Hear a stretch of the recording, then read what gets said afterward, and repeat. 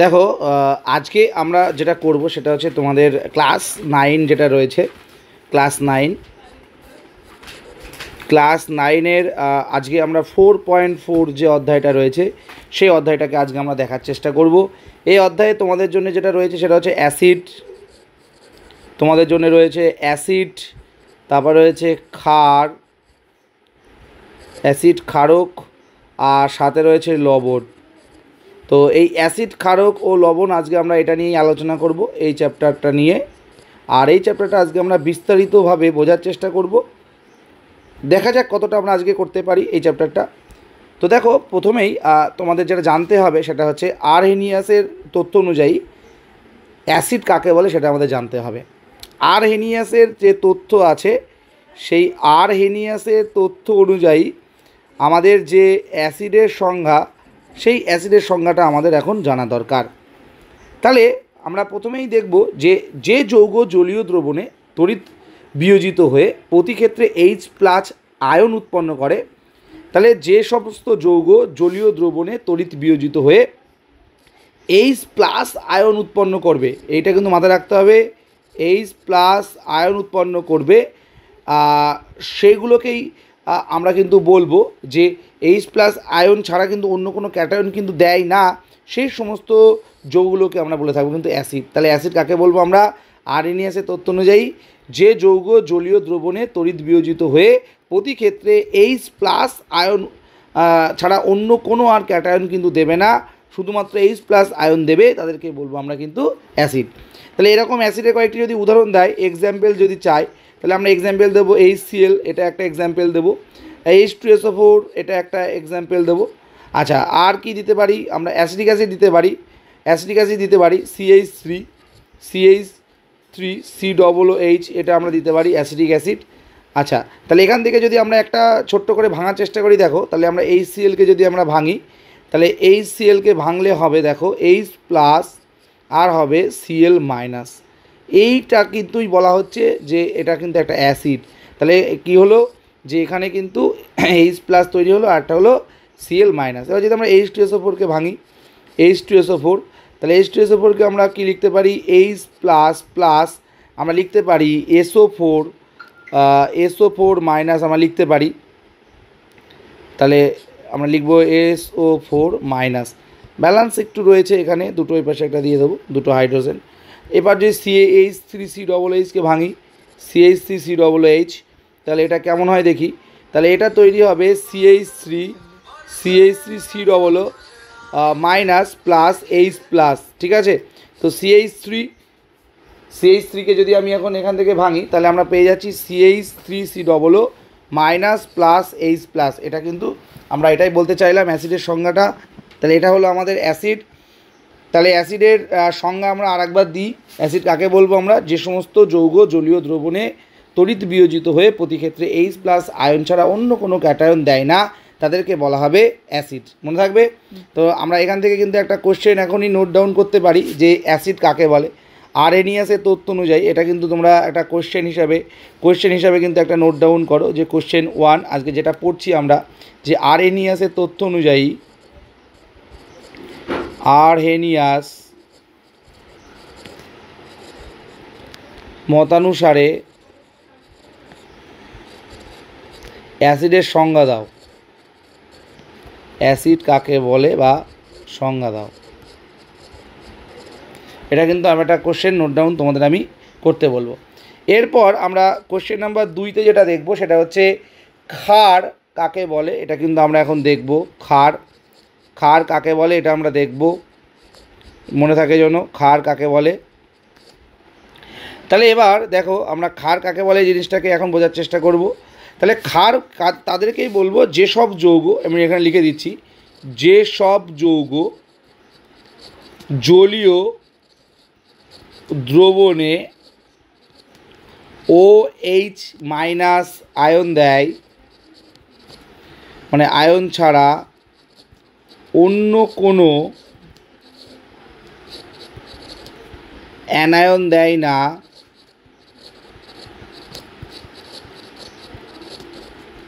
তাদের ক্ষার বলে। এটা মাথায় রাখো, তাহলে ক্ষার কাকে বলছি আমরা? যে সমস্ত যৌগ জলীয় দ্রবণে OH মাইনাস আয়ন ছাড়া অন্য কোনো আয়ন দেয় না তাদেরকে আমরা বলে থাকছি ক্ষার। তাহলে আশা করছি ক্লিয়ার হয়ে গেল। তাহলে এখান থেকে অ্যাসিড কাকে বলে, ক্ষার কাকে বলে, ক্লিয়ার। তাহলে আমরা কয়েকটা ক্ষারের উদাহরণ যদি দেখি, এক্সাম্পল দেখি যদি কয়েকটা ক্ষারের উদাহরণ, তাহলে ক্ষারের উদাহরণে আমরা পাবো NaOH, sodium hydroxide NaOH, calcium hydroxide আমরা দেখতে পারি CaOH তার হোল 2, আর আমরা দেখতে পারি অ্যালুমিনিয়াম হাইড্রক্সাইড AlOH হোল 3। এটা কিন্তু এইগুলো কিন্তু সব হচ্ছে আমাদের ক্ষারের উদাহরণ। সব কিসের উদাহরণ? সব হচ্ছে আমাদের ক্ষারের উদাহরণ। ক্লিয়ার? তাহলে আমাদের ক্ষারের উদাহরণটা হয়ে গেল। তো এবার আমরা যেটা জানবো সেটা হচ্ছে নির্দেশক বা ইন্ডিকেটর সম্পর্কে আমরা এবার কিন্তু একটা বিস্তারিত আলোচনা করব। তাহলে প্রথমেই আমরা লিখে নিই একটু,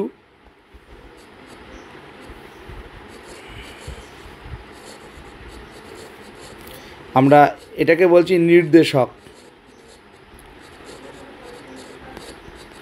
তাহলে নির্দেশক কাদেরকে বলে একটু দেখো। নির্দেশক বলতে হবে যে যে নির্দেশক হলো একটা জৈব যৌগ, আর এদের বিশেষ ধর্ম হলো এরা অ্যাসিড, ক্ষার বা প্রশম দ্রবণে বিভিন্ন বর্ণ ধারণ করে বা বর্ণ তৈরি করতে পারে। কি কি বললাম? এদের প্রধান ধর্ম হলো অ্যাসিড, তারপর হচ্ছে ক্ষার বা প্রশম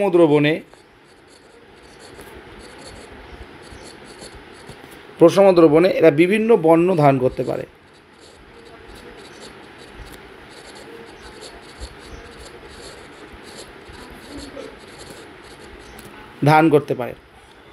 তাহলে এবার তোমাদের সাথে একটু শেয়ার করি এরা কারা, একটু দেখি সেই নির্দেশকগুলো কারা। তো আমরা এখানে একটা ছক তৈরি করছি, চলো দেখা যাক সেই ছকটা থেকে আমি তোমাদেরকে বোঝাতে পারি কি না নির্দেশক আলটিমেট কী কেমন হয়, কীভাবে কাজ করে। আমরা এখানে একটা ছক তৈরি করলাম, আমরা এখানে একটা ছক নেব, ঠিক আছে? তো একটু দাগ টেনে নিই তোমাদের জন্যে। আমরা এখানে একটা ছক নেব, তো আমরা এইটুকুর মধ্যেই লেখা প্র্যাকটিস করব, কিছু করার নেই, আমাদের জায়গা ছোট যেহেতু। তাহলে আমরা এইটুকুর মধ্যেই আমরা লিখব, ঠিক আছে? আর এখান থেকে একটা নেব আমরা, আর এখানে প্রচুর করা যাবে, মোটামুটি আমরা কিছুটা দেখানোর চেষ্টা করছি, তো তারপর যতটা সম্ভব হয়।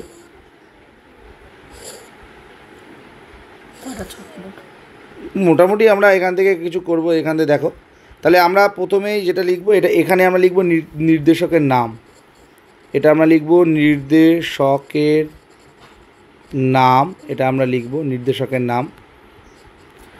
আর এখানে থাকবে হচ্ছে অ্যাসিড দ্রবণে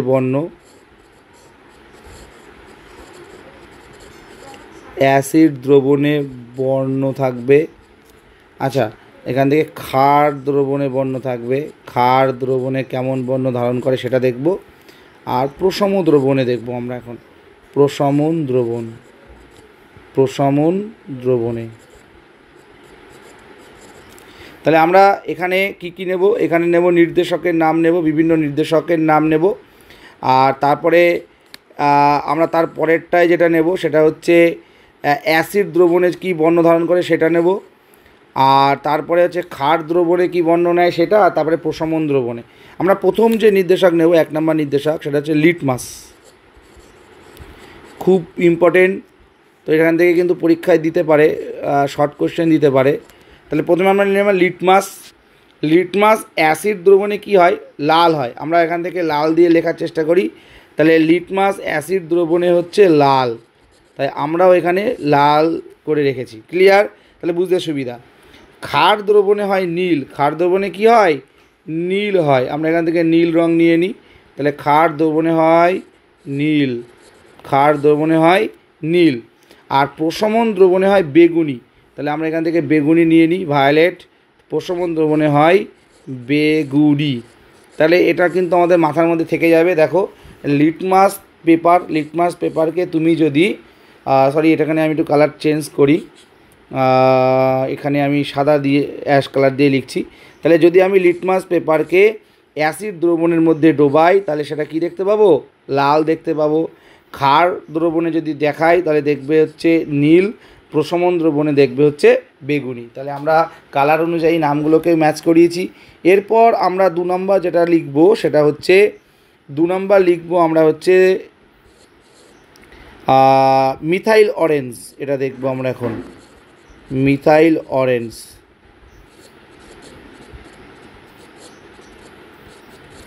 আচ্ছা মিথাইল অরেঞ্জ যদি অ্যাসিড দ্রবণে দেখি তাহলে অ্যাসিড দ্রবণে হবে পিঙ্ক কালার ধারণ করবে, মানে হচ্ছে গোলাপি লাল, এক কথায় আমরা গোলাপি লিখলাম এখানে, গোলাপি লাল বর্ণ ধারণ করবে। আচ্ছা, আর ক্ষার দ্রবণে যদি আমি দেখি মিথাইল অরেঞ্জ তাহলে একদম ইয়েলো হয়ে যাবে, তাহলে এটা ইয়েলো হবে, অর্থাৎ হলুদ হয়ে যাবে, এটা হলুদ হয়ে যাবে। আচ্ছা, আর যদি আমি এখন প্রশমন দ্রবণে দেখি তাহলে প্রশমন দ্রবণে দেখবো আমরা হচ্ছে কমলা, তাহলে এটা কমলা কালার নাকি, তাহলে এটা হচ্ছে কমলা, দেখবো আমরা কমলা, এটা দেখব। তাহলে এই হচ্ছে কালার আমাদের। তাহলে আমরা কি বললাম, নির্দেশকের নাম দিয়ে যদি আমরা বোঝার চেষ্টা করি, তাহলে নির্দেশকের নাম দিয়ে যদি আমরা বোঝার চেষ্টা করি তাহলে আমরা প্রথম যে নির্দেশকের নিলাম সেটা হচ্ছে লিটমাস। লিটমাস অ্যাসিড দ্রবণে লাল, তারপরে ক্ষার দ্রবণে হচ্ছে নীল, আর প্রশমন দ্রবণে হচ্ছে বেগুনি। প্রশমন দ্রবণে কি বেগুনি। আর মিথাইল অরেঞ্জ যদি আমরা দেখি, মিথাইল অরেঞ্জ অ্যাসিড দ্রবণে গোলাপি রং ধারণ করে, ক্ষার দ্রবণে হলুদ রং ধারণ করে, আর প্রশমন দ্রবণে কমলা রং ধারণ করে। তো এবার আমরা যেটা দেখব সেটা হচ্ছে মিথাইল অরেঞ্জ হলো ফেনলফথলিন দেখব আমরা। 3 নম্বর যেটা দেখব ফেনলফথলিন।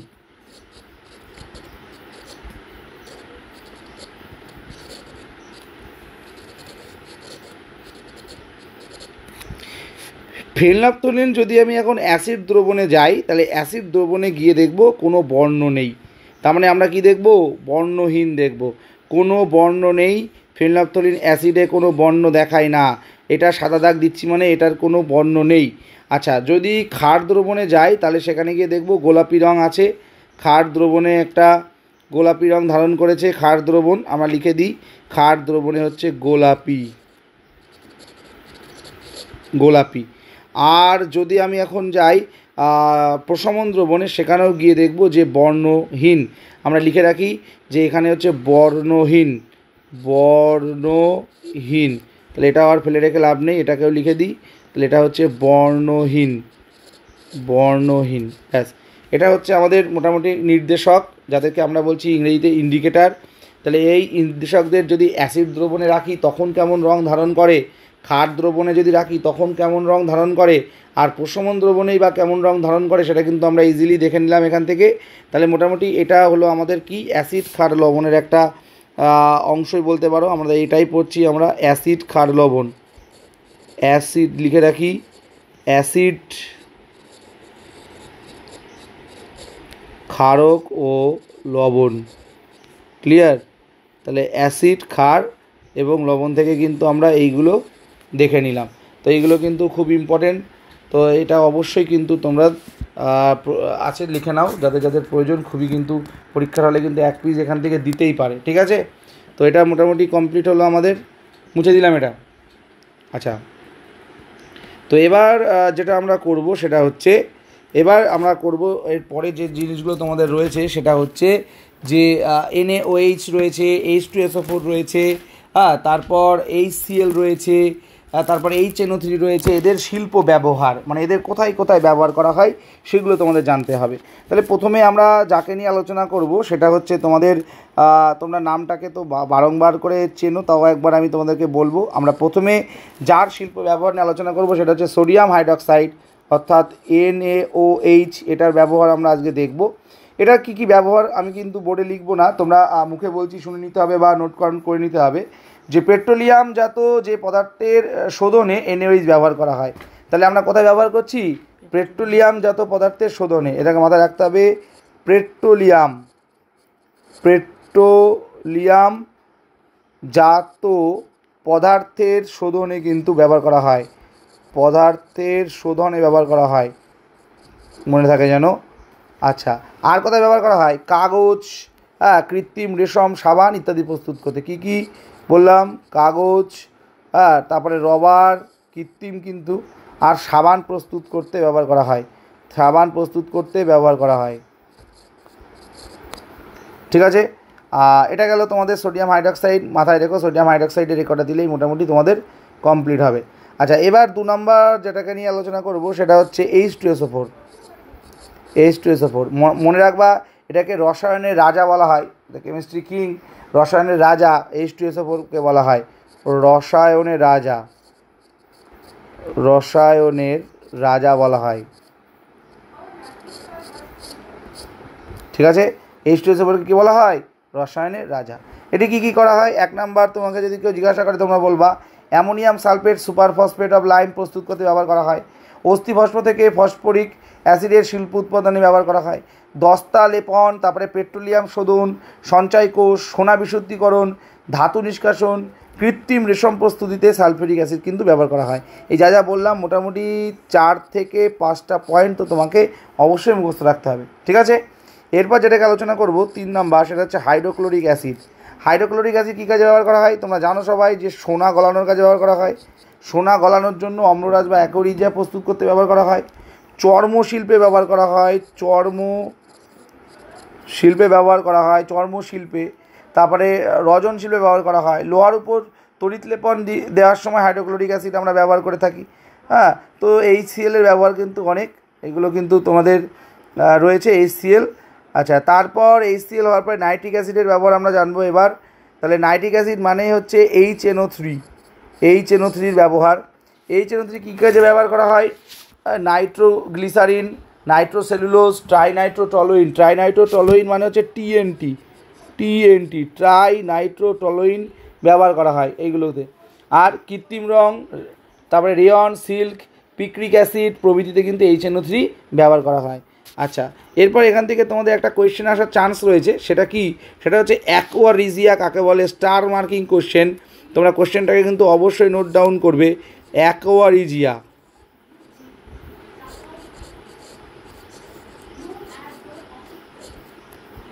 অ্যাকোয়ারিজিয়া।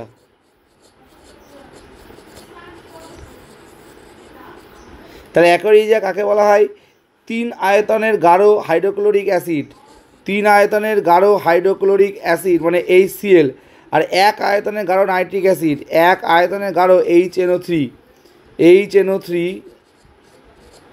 এটা যদি আমরা মিশাই তাহলে তাকে বলা হয় অ্যাকোয়ারিজিয়া। তাহলে 3:1 অনুপাতে হাইড্রোক্লোরিক অ্যাসিড এবং গাঢ় নাইট্রিক অ্যাসিডের মিশ্রণকে বলা হয় অ্যাকোয়ারিজিয়া। তাহলে অ্যাকোয়ারিজিয়া কাকে বলে বোঝা গেল? 3:1 অনুপাতে হাইড্রোক্লোরিক অ্যাসিড এবং কি গাঢ় নাইট্রিক অ্যাসিডের মিশ্রণে অ্যাকোয়ারিজিয়া তৈরি হয়। এটা মাথায় রাখবে। আচ্ছা, এরপরে আমি তোমাদেরকে যেটা বলবো সেটা হচ্ছে বিভিন্ন ধরনের বিক্রিয়াগুলো কিভাবে সংগঠিত হয়, কিভাবে না হয়, এগুলো কিন্তু তোমাদের খুবই ইম্পর্টেন্ট।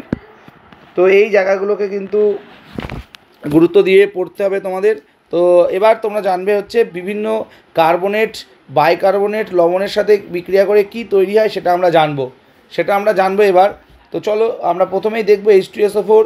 প্রথমে দেখবো আমরা H2SO4। প্রথমে আমরা দেখবো H2SO4।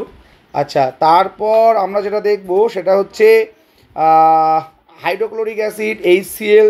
তারপর দেখবো আমরা HNO3। আমরা এইগুলোর সাথে কিন্তু আজকে বিক্রিয়া করাবো। আমরা দেখবো প্রত্যেকের সাথে বিক্রিয়ায় কী কী তৈরি হয়। তো আমরা প্রথমেই যেটা করবো সেটা হচ্ছে সালফিউরিক অ্যাসিডের সাথে সোডিয়াম কার্বনেটের আমরা এখন বিক্রিয়াটা ঘটাবো। ঠিক আছে, তো সবাই আগে হেডিং করো যে এবার যেগুলো হচ্ছে সব কি ঘটে সমীকরণ সহ লেখো। যা যা তোমাদের এখন করাবো সেগুলো সবই হচ্ছে কি ঘটে সমীকরণ সহ লেখো। ঠিক আছে, তো আমরা সেটাই এখন করব। তো চলো প্রথম প্রশ্ন লেখো। সোডিয়াম বাইকার্বনেটের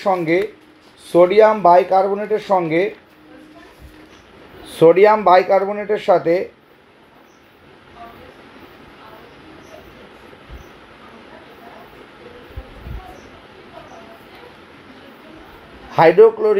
সালফিউরিক অ্যাসিডের বিক্রিয়ায় কি ঘটে সমীকরণ সহ লেখো। তাহলে প্রথম প্রশ্ন কি দিয়েছিলাম?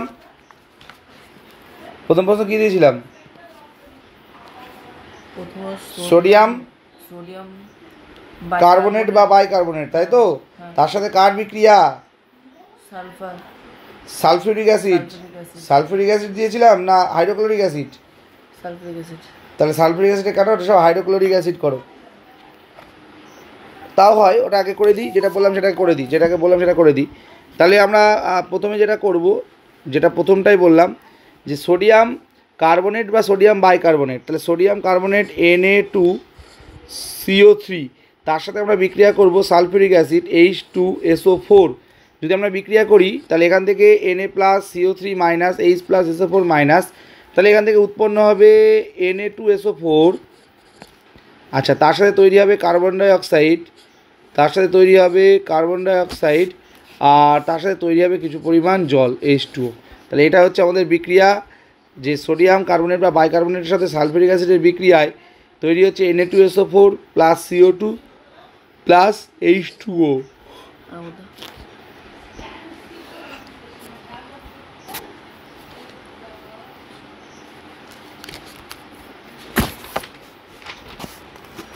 হয়েছে? আচ্ছা, এবার আমরা একটু ভেঙে ভেঙে জিনিসটাকে করার চেষ্টা করব। তো এবার আমরা প্রথমে যেটা দেখব সেটা হচ্ছে যে ক্ষারের সাথে, এই জায়গাগুলোকে আগে একটু আমি লিখে দিই, যে প্রথমে আমরা দেখব যে ক্ষারের সাথে, ক্ষার, এই ক্ষারের সাথে আমরা যদি এখন হাইড্রোক্লোরিক অ্যাসিডের বিক্রিয়া ঘটাই, মানে প্লাস HCl যদি আমরা ঘটাই বিক্রিয়া, তাহলে সেই ক্ষেত্রে আমাদের কি কি উৎপন্ন হয়, এটা বেসিক একটা জিনিস, আর বেসিক জিনিসগুলোকে গুরুত্ব দিতে হবে। তাহলে ক্ষারের সাথে HCl এর বিক্রিয়ায় তৈরি হবে ক্লোরাইড লবণ,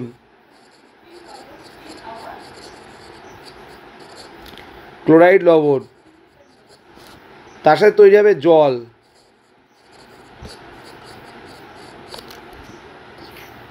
হয়েছে? তাহলে ক্ষারের সাথে যদি হাইড্রোক্লোরিক অ্যাসিড বিক্রিয়া করে তাহলে প্রথমে পাবো একটা ক্লোরাইড লবণ, তারপরে পাবো হচ্ছে জল।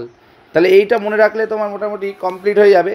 তাহলে এবার আমি ছোটো একটা বিক্রিয়া দেখি। তাহলে মনে করো যে আমি একটা ক্ষার নেব, সেটা হচ্ছে NaOH,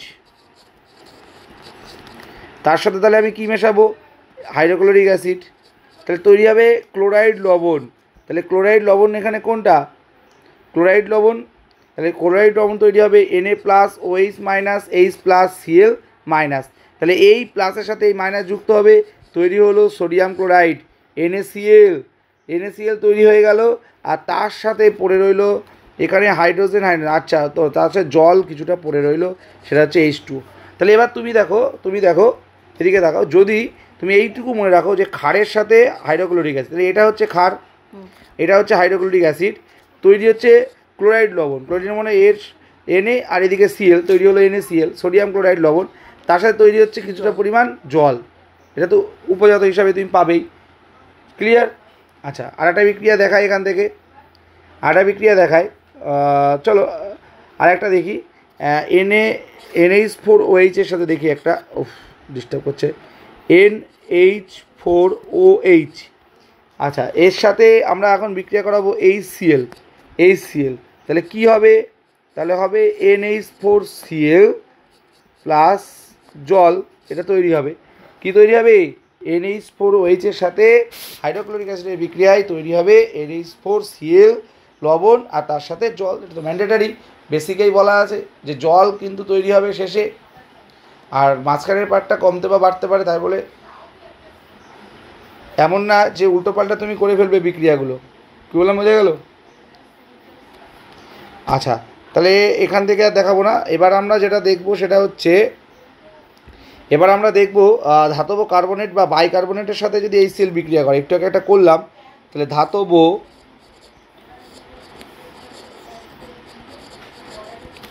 কার্বনেট বা বাইকার্বনেট,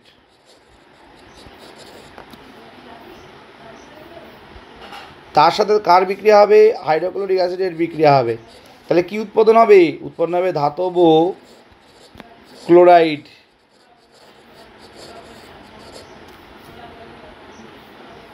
তার সাথে তৈরি হবে কার্বন ডাইঅক্সাইড, তার সাথে তৈরি হবে হচ্ছে জল। তাহলে বেসিকটাকে বোঝার চেষ্টা করো। তাহলে ধাতব কার্বনেট বা বাইকার্বনেটের সাথে হাইড্রোক্লোরিক অ্যাসিড যদি বিক্রিয়া করে তাহলে তৈরি হবে ধাতব ক্লোরাইড, তার সাথে কার্বন ডাইঅক্সাইড, আর তার সাথে তৈরি হবে জল। ক্লিয়ার? তাহলে একটা উদাহরণ দেখি আমরা। আচ্ছা, সোডিয়াম বাইকার্বনেট দেখি, টু CO3 তার সাথে বিক্রিয়া করবে HCl, তাহলে এখান থেকে তৈরি হবে NaCl, Na প্লাস এই সিএলের সাথে যুক্ত হয়ে তৈরি হবে NaCl। আচ্ছা, আর কি তৈরি হতে পারে এখান থেকে? NaCl আমরা তো জানি। তারপর হচ্ছে কার্বন ডাইঅক্সাইড CO2, আর তারপর হচ্ছে জল তৈরি হবে। তাহলে বেসিক জানলে এগুলো লেখা কোনো ব্যাপার না। তাহলে আমাদের Na2CO3 তার সাথে বিক্রিয়া করলো কে? বিক্রিয়া করলো হাইড্রোক্লোরিক অ্যাসিড, তাই তৈরি হলো লবণ NaCl, খাদ্য লবণ। CO2 কার্বন ডাই অক্সাইড আর H2O মানে হচ্ছে জল। এইটা হচ্ছে এই। তাহলে প্রত্যেকটা বিক্রিয়া তোমাকে এরকমভাবে করতে হবে, হাতে ধরে শেখানোর খুব জায়গা কম, বিক্রিয়া বুঝে বুঝে নেগেটিভ পজিটিভ বুঝে নিয়ে বিক্রিয়াগুলোকে সংগঠন করতে হবে। ঠিক আছে, কি বললাম? তাহলে তোমাদের পরীক্ষায় কিন্তু এরকম একটা কোশ্চেন দেবে, কি ঘটে সমীকরণ সহ লেখো, কি ঘটে সমীকরণ সহ লেখো। তখন কিন্তু প্রথমে আগে নীতিটা লিখে তারপর কিন্তু এই এক্সপ্রেশনগুলো দেখাতে হবে। ক্লিয়ার হলো? হ্যাঁ।